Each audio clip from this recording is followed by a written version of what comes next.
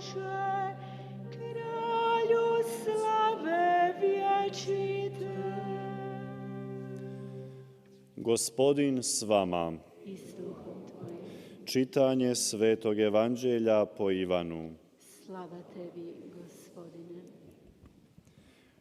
U ono vrijeme reče Isus farizejima: Ja odlazim, a vi ćete me tražiti i u svojem ćete grijehu umrijeti. Kamo ja odlazim, vi ne možete doći.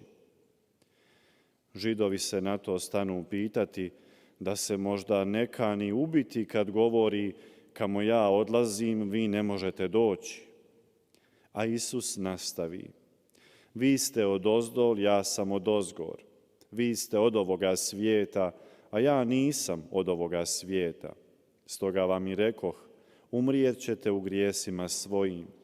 Uistinu, ako ne povjerujete da ja jesam, umrijet ćete u grijesima svojim. Na tom oni rekoše: A tko si ti? Odgovori Isus: Ta što da vam s početka opet zborim? Mnogo toga imam o vama zboriti i suditi, no onaj koji me posla istinit je, i što sam čuo od njega, to ja zborim svijetu. Ne shvatiše da im govori o Otcu. Isus im reče: Kad uzdignete Sina čovječijega, tada ćete upoznati da ja jesam i da sam od sebe ne činim ništa, nego onako zborim kako me naučio Otac. Onaj koji me posla sa mnom je i ne ostavi me sama, jer ja uvijek činim što je njemu milo. Na te njegove riječi mnogi povjerovaše u njega. Riječ Gospodnja. Slava tebi, Kriste. Po riječima Svetog Evanđelja uništili se grijesi naši.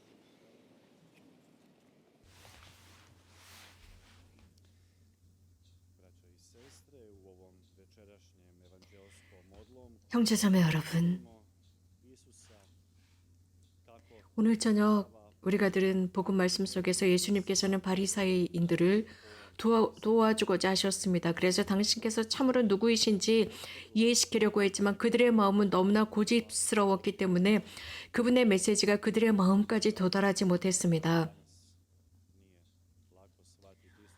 현대를 살아가는 우리에게도 이러한 예수님의 메시지가 쉽게 이해되는 것은 아닙니다.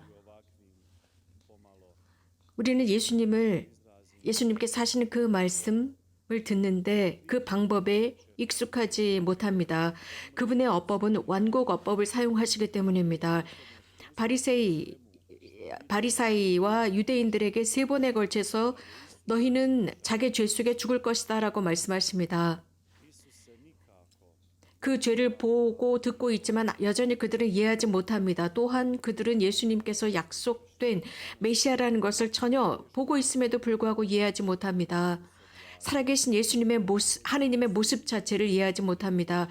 유대인들이 그랬지만 불행하게도 현대 그리스도인들에게 하느님께서 예수 그리스도를 통해서 계시된 하느님을 이해하지 못합니다. 하느님은 단죄하지 않고 사랑하신다는 것, 우리를 지옥에 보내지 않으시고 기꺼이 우리들을 위해서 죽음으로 가시는 하느님, 그래서 우리와 함께 하신다는 것, 완전하게 함께 하신다는 것을 드러내 보이시는 하느님을 우리는 이해하지 못합니다. 유대인들은 선택된 백성이라는 선민의식이 있었습니다.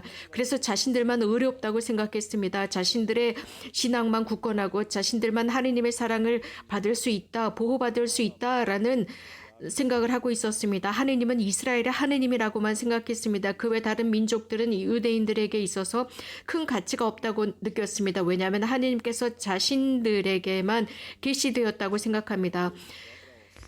견진성사를 준비하는 학생들에게 우리가 가르치는 게 있습니다. 즉 묻습니다. 왜 하느님께서 한 백성만을 선택하셨는가? 또 그 백성의 임무는 무엇인가? 라는 것에 관해서 가르칩니다. 거기에 대한 답은 하느님께서 그 백성에게 당신을 계시하기 위해서 한 백성을 선택하십니다. 그리고 그들을 가르치고 그들이 하느님의 메시지를 세상에 전하기를 바라셨기 때문에 한 백성을 선택하십니다. 그러나 유대인들은 즉 유대 사람들은 하나님을 소유하였습니다. 그 외 다른 모든 사람들은 이방인 원수로 여겼습니다. 그러나 그들의 과제는 다름 아닌 모든 민족들로 하여금 자신들을 선택한 하나님을 알리는 것이었습니다. 한 가지 과제를 지녔습니다. 과연 누가 하나님이신가를 전하는 임무입니다. 그렇기 때문에 거의 대부분의 유대인들은 예수님을 받아들일 수 없었고 이해할 수 없었습니다. 그분의 메시지조차 이해하지 못했습니다. 예수님께서는 착한 사마리아인에 관해서 말씀하셨고 이방인들 그들이 하느님의 나라에 먼저 올라간다라는 말씀을 하셨습니다. 복음사가들은 열심한 유대인들, 동방에서 온 박사들 이러한 모든 것들에 관해서도 언급합니다. 이러한 모든 것은 다른 사람의 눈에 들어있는 티끌로 그들은 유대인은 의식하게 됩니다. 그래서 예수님께서 하나님을 반대한다고 생각합니다. 예수님은 관대함과 사랑을 선포하셨습니다. 자비를 선포하셨습니다. 그러나 이 유대인들은 이것을 참아내지 못했습니다. 이유는 이러한 모든 것은 자신의 이기심을 버리라는 요구였습니다. 마음을 바꾸라는 것이었고 하나님에 대한 모든 생각 전체를 바꾸라는 것이 바로 예수님의 설교였습니다. 즉 유대인 전체가 바꿔야 한다는 것이었지만 어떤 누구도 바꾸고 싶어 하지 않았습니다. 변화라고 하는 것은 매우 고통스럽고 힘듭니다. 큰 고통을 수반합니다.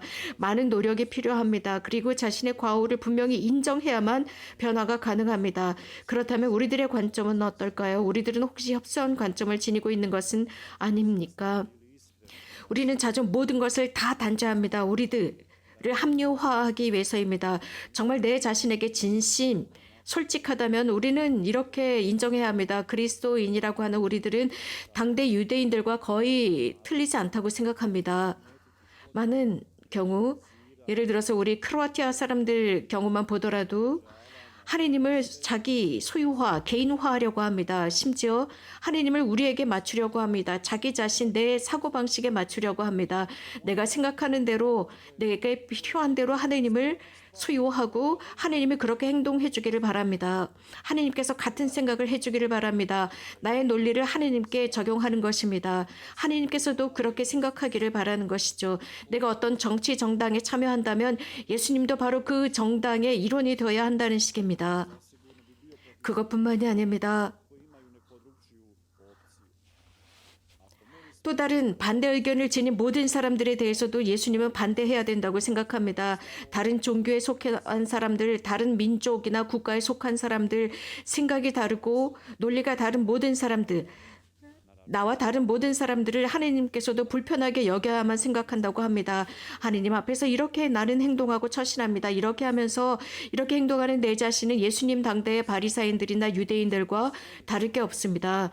하나님을 우리들의 척도 안에, 우리들의 스케마 안에 가두어 두는 것입니다. 우리들의 행동 반경에 예수님을 집어넣는 것입니다. 이렇게 하다 보면 자주 하나님을 우리들이 좋아하는 방식대로 마구 끌고 다니는 결과를 낳게 됩니다. 그러나 예수님께서는 모든 사람을 위해서 오셨습니다. 각양각색의 사람들을 위해서 오셨고 예수님은 우리들의 논리나 우리들의 판단, 인간의 판단 기준이나 우리들의 이 협소한 생각대로 사시는 것이 아니라 예수님은 훨씬 더 버려진 사람들과 함께 하셨습니다. 혼자 한 사람들, 배척당하는 사람들, 비난당하는 사람들, 다른 타인들로부터 버려진 이들과 함께 하셨습니다. 모든 사람은 하나님의 창조물로서 예수님께서는 가능한 모든 방법으로 그들을 찾으셨고 그들을 받아들였습니다. 그래서 하나님은 유일하신 분, 하나님은 사랑이라는 것을 드러내셨습니다. 예수님께서는 이렇게 많은 노력을 하시면서 하늘에 계신 아버지를 당대인들에게 보여주고자 했습니다. 그래서 하느님은 두려운 존재가 아니라 사랑이라는 것을 드러냈습니다. 버려진 사람들, 죄인들, 배척당하는 모든 이들이 이렇게 하느님이 사랑이라는 것을 가르쳤습니다. 하느님께 가까이 가는 것이 쉽다는 것을 예수님은 보여주고자 했습니다. 그들의 마음은 공허했습니다. 왜냐하면 이 세상의 모든 것으로 가득 차 있기 때문입니다. 그래서 예수님의 그 가르침이 들어갈 자리가 없었던 것입니다. 예수님의 가르침은 학식 있는 사람들, 율법학자들, 바리사이 그들에게는 들어가지 않았습니다. 그들은 그들 나름대로의 하느님과 신이 있었습니다. 그렇기 때문에 예수님의 메시지를 배척했고 그 예수님의 메시지가 그들 마음 깊이 들어가지 못했습니다. 여기에 바로 예수님께서 말씀하신 산상설교 가 생각이 납니다. 마음이 가난한 사람은 행복하다. 왜냐하면 그들의 마음은 비어 있습니다. 그래서 예수님께서 말씀하시는 대로 그대로 흡수하는 사람들이기 때문에 행복합니다. 하느님이신 예수 그리스도 사랑이신 그분은 어떤 누구에게도 상처를 입히시지 않고 그 어떤 누구에게도 빼앗아가지 않으시며 단지 상처를 치유해 주십니다. 그 상처 흉터를 아물게 하시는 분이십니다. 그래서 완전한 삶 속에서 충만히 살도록 해주십니다. 예수님은 당신의 가르침으로 인해서 하느님의 참모습을 보여주셨습니다. 하느님의 그 참 본성은 폭력적이지 않고 평화롭다는 것을 보여주셨습니다. 이러한 사고방식, 이러한 예수님의 생각은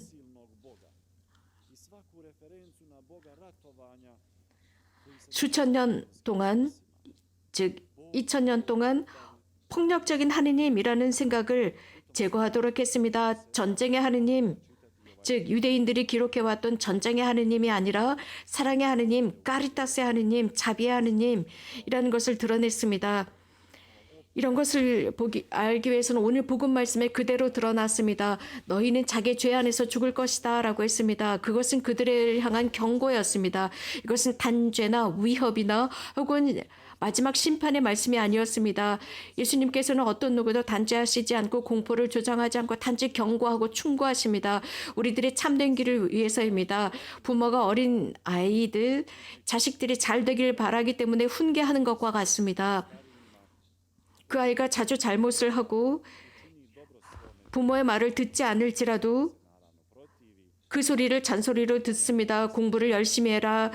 영양가 있게 편식을 하지 말아야 한다. 모든 음식을 다 먹어야 한다. 어른들을 존경해야 한다. 등등 이런 말을 들을 때마다 어린아이들은 잔소리로 들을 수 있습니다. 그러나 어느 날인가 자신이 성장한 뒤에 이러한 모든 것이 자신을 위한 좋은 덕담이었다는 것을 알게 됩니다. 이렇게 부모님의 모습을 볼 수 있습니다. 이런 아이는 이제 나중에 부모가 되었을 때 자신도 자신의 어머니 아버지가 자신을 가르쳤던 모든 것을 이해하게 됩니다. 이것과 하느님의 모습은 비슷합니다. 하느님께서 이렇게 우리들을 양성하시고 교육하십니다. 하느님, 여러분의 하느님, 그렇다면 여러분은 하느님에 관한 어떤 생각을 지니고 계십니까? 하느님께서는 여러분들을 창조하셨습니다. 풍요하신 자비로우신 하느님, 혹시 여러분들이 믿고 있는 하느님은 여러분들을 단죄하는 하느님, 무서운 하느님으로만 기억하십니까? 이 사순시기 우리는 하느님, 고통스러운 하느님만을 기억하는 것이 아니라 하느님께서는 우리들의 모든 고통을 아시고 우리 인간의 삶을 아십니다. 우리들을 이해하십니다. 그분께서는 우리가 겪고 있는 모든 것을 다 겪으셨기 때문입니다. 배반당하시고 조롱당하시고 굴욕감을 느끼셨고 침뱉음을 당하셨고 수치를 당하셨습니다. 그래서 그분께서 지니셨던 가장 심각한 것은 매를 맞으시고 결국은 십자가에 매달리셨습니다. 사순시기 우리는 예수님을 하느님을 보면서 그분께서는 우리들의 고통과 함께 하신다는 것을 볼 수 있습니다. 그래서 어느 날인가 그분께서는 들어 올려주십니다. 그 어느 때보다도 강력하신 하느님으로 드러나십니다. 모든 방해를 이겨내십니다. 이렇게 하기 위해서는 죽지 않으면 안 됩니다. 들에 뿌려진 씨앗과 같습니다. 우리들의 삶도 바로 이러한 신성의 삶과 같습니다. 고통이나 아픔이나 어려움 없이 우리는 앞으로 전진할 수가 없습니다. 이러한 모든 삶의 경험은 매우 가치 있는 것입니다. 물론 겉으로 보기에는 아주 힘들고 피해가고 싶지만 필요한 것입니다. 그럼으로써 우리는 더 굳건해지고 강해질 수 있으며 삶 속에서 우리 앞에 있는 그 삶에 더 노력을 경주해야 한다는 것을 깨닫게 합니다. 그렇게 할 때 하느님께서는 우리들을 도와주십니다. 그런 말이죠. 하느님께서는 우리들이 견디지 못할 무거움을 주시지 않는다고 했습니다. 지난 주일 우리는 복음에서 들은 바와 같이 예수님께서는 아버지께 이러한 순환의 고통을 없애주십사 기도하지 않으셨습니다. 오히려 아버지께서 당신을 통해서 당신의 순환과 십자가를 통해서 영광 받게 해주십사 기도하셨습니다. 당신께서 들어 올려지셨을 때 십자가에 매달리셨을 때 그제서야 너희들이 내가 누구인지를 이해하게 될 것이다 라고 하셨습니다. 우리 십자가를 받아들이고 우리들의 고통을 받아들이고 삶의 기쁨이나 어려움을 그대로 다 받아들일 때야 비로소 우리는 우리 자신에게 예수님을 받아들였고 그분의 가르침을 받아들였으며 그분께서 우리들을 구원하신다는 것을 인정하게 됩니다. 또 하나 오늘 복음에서의 디테일, 아주 흥미로운 디테일은 예수님께서는 우리를 혼자 두시지 않는다는 것입니다. 아버지께서 좋아하시는 일만 그분께서 하신다는 것입니다. 우리는 가끔씩 그리스도교 신자로서 버려졌다고 생각합니다. 혼자라고 생각합니다. 하느님으로부터 사람들로부터 버려졌다고 생각합니다. 그러나 예수님께서는 십자가 위에서 이러한 처절한 외로움을 겪으셨습니다. 그러나 아버지께서 버리신 것 같았습니다. 이런 절대적인 고통을 우리도 삶에서 느끼게 될 것입니다. 모든 삶의 어려움 중에 가장 힘든 것은 버려졌다는 느낌, 혼자라는 느낌입니다. 어떤 누구도 나를 도와주지 않는다는 느낌입니다. 현대 지금 인터넷이나 라디오를 통해서 이 미사에 참여하시는 많은 분들 중에 많은 혼자 사시는 노인들, 독거 노인들이 계실 것입니다. 우리는 외로움이라는 십자가에 달려 살아가고 있습니다. 우리가 육체적으로 여러분과 함께 할 수는 없을지라도 우리들의 생각 속에서, 기도 속에서 여러분들과 함께 있다는 것을 꼭 기억해 주십시오. 여러분들은 우리들의 기도 안에 들어오신 분들입니다. 여러분들은 혼자가 아닙니다. 예수님은 혼자가 아니셨습니다. 성부께서 예수님과 함께 하셨습니다. 이것은 우리가 인정하기 어렵겠지만 어떤 경우는 그것을 인정하는 것이 불가능하겠지만 실제 그렇습니다. 신앙 속에서 우리는 외로움을 이길 수 있습니다. 우리들의 논리는 세상에 태어난 아이들, 우리들이 교육한 아이들이 잘못된 것이다. 그 아이들이 다 떠났는데 내가 혼자다. 독거노인이 되었다. 아이들이 모두 떠났다. 라고 하면서 인간의 논리는 그런 것에 대한 어떤 회한을 느낄 수 있도록 만듭니다. 그래서 탈출구가 없는 것처럼 느끼고 우리들 주위에 모두 암흑으로 쌓인 것 같습니다. 그러나 예수 그리스도를 향한 신앙 속에서 예수님께서 우리들에게 보여주신 것은 우리들을 들어올리시고 우리가 혼자가 아니라는 것, 우리가 삶 속에서 절대로 혼자가 아니라는 것을 보여주십니다. 여러분들의 인생을 보십시오. 여러분들이 지나온 과거를 보십시오. 여러분들은 천상의 도움이 없었다면 여러분들은 지금까지 살아오시지 못했을 것입니다. 하나님께서 늘 도와주셨고 여러분들을 사랑해 주셨고 여러분들을 좋아해 주셨고 여러분들과 함께 하셨습니다. 예언자 이사야께서 하신 말씀입니다. 모든 것은 하느님 안에서 다 의미가 있습니다. 형제자매 여러분, 우리가 걸어가고 있는 서순의 여정 속에서 우리들의 관점을 십자가에 달리신 예수 그리스도께 맞추십시다. 고통당하는 예수님, 하지만 그런 예수님께서 사랑의 하느님을 선포하셨습니다. 그런 하느님과 함께 할 때 삶의 의미가 있습니다. 이런 하느님과 할 때 우리도 절망 속에서 나올 수 있고 외로움 속에서 나올 수 있습니다. 그 결과 우리는 충만한 신선하고 상쾌한 공기를 흡입하면서 살아갈 수 있습니다. 오늘 저녁 우리가 예수님의 가르침을 묵상하고 그분의 순환을, 그분의 고통, 십자가에서의 고통을 묵상하면서 다시 한번 우리들의 시선을 고통의 어머니인 동정 마리아 어머니께로 돌려봅시다. 세상에서 가장 고통스럽고 슬프고 우울한 어머니로 사셨습니다. 외아들의 십자가 아래 계셨던 그 어머니의 고통은 처절했습니다.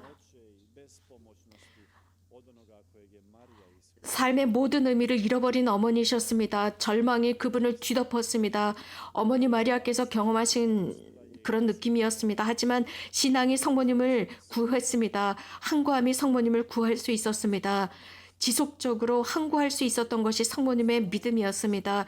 신앙이야말로 성모님께서 지닐 수 있었던 그 힘의 원천이었습니다. 그 신앙이 우리를 구합니다. 이곳 메주거리에서는 신앙과 항구함, 인내, 이러한 요소들을 통해서 회개와 고해 성사와 기도로 초대받았습니다. 우리도 마찬가지입니다. 그렇게 할 때 우리는 길을 잃거나 외롭지 않습니다. 성모님의 모성은 우리에게 예수님을 가르치고 있고 그 메시지를 통해서 우리 모두에게 다가오라 하십니다. 이 어려운 상황 속에서 많은 사람들이 성당에 들어가지 못하고 미사를 하러 가지도 못하는 상황입니다. 하지만 예수님의 말씀을 기억합시다. 두려워하지 마라. 내가 매일 이 세상 끝날까지 너희와 함께 있다라고 하셨습니다. 이미 말씀드린 대로 사순 시기는 하느님과 만나는 시기입니다.